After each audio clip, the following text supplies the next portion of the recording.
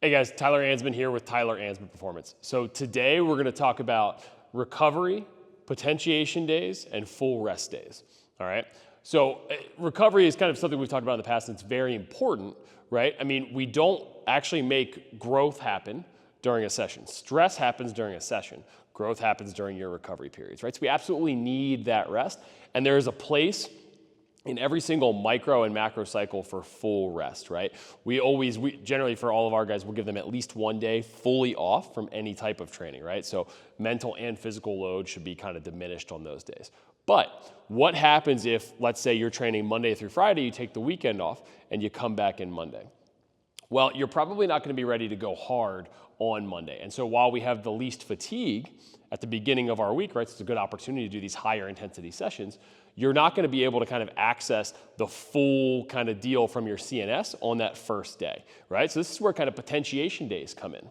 So what do these look like, right? Well, these should be kind of low volume, high intensity, kind of quick sessions, getting you ready for the rest of your training week. So typically for us, if we're thinking like a Monday through Sunday type of schedule, Sunday is typically a potentiation day for a lot of our guys. So what does this look like? Well, typically there's some kind of lower intensity ballistic type movements, maybe extensive plyometrics, that kind of stuff.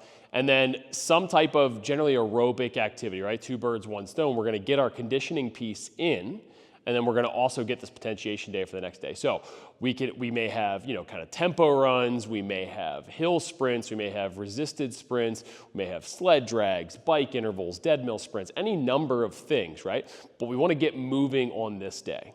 All right, so if we take that a step further, this can be geared towards the individual athletes that we're dealing with. So if we have kind of a force or muscle-driven athlete, we likely want kind of longer contact time, ballistic movements. We want probably hill sprints or some kind of force-driven, maybe resisted sprints, dead mill sprints, this kind of thing. High force things from these guys to kind of get them prepped for the next day. And then on the other end of that spectrum, if we have these kind of elastic or fascial-driven athletes, we likely want the extensive plyometrics, these shorter ground contacts. We want kind of these tempo runs to kind of drive this kind of more upright running mechanics where we can get this more elasticity from it. And that's going to be more helpful for those guys. And so it's an opportunity to kind of gear this towards the individual as well. But a potentiation day can be really helpful if we have kind of this period of time off before we get into our high intensity stuff for the week, rather than coming off of a full, well-rested weekend and be like, man, why don't I have it on Monday? It's probably why you don't have it on Monday. Just it's hard to get to the CNS to go kind of full in on that first day back. So enter the potentiation day stuff, right? Low volume, high intensity. If the athlete leaves the session wanting to do more, you probably got the volume right. If they leave there completely drained and smoked, you probably did too much, right? We want to stimulate, not annihilate. If we've annihilated, we've done too much, all right? Thanks for watching. Talk soon.